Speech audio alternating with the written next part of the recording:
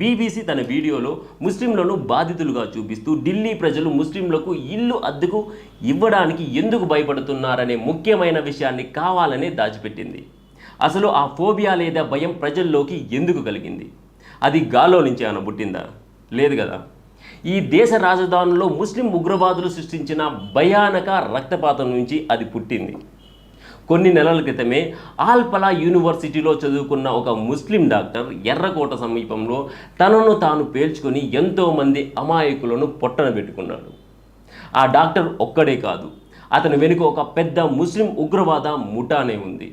వాళ్ళంతా ఎక్కడ ప్లాన్ చేసుకుంటారు? వాళ్ళు ఎక్కడ నివసిస్తారు? వాళ్ళంతా ఢిల్లీ పరిసరాల్లోనే అద్దెకు ఇల్లు తీసుకొని సామాన్య ప్రజల మధ్య ముస్లింలుగా ఉంటూ ఈ విధ్వంసానికి కుట్ర పన్నుతున్నారు. ఇలాంటి చేదు నిజాలను బీబీసీ ఎందుకు చెప్పడం లేదు?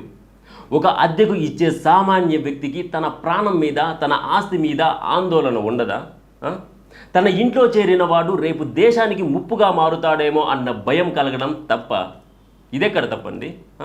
ఇలాంటి సహేతుకమైన కారణాలను విశ్లేషించకుండా కేవలం విక్టిమ్ కార్డును వాడి ముస్లింలపై వివక్ష జరుగుతోందని భారతీయులను మదోన్మాదులుగా చిత్రీకరించడం బీబీసీ బ్రిటిష్ బ్రాడ్కాస్టింగ్ కంపెనీ చేస్తున్న నీచమైన రాజకీయం కాదా ఇది?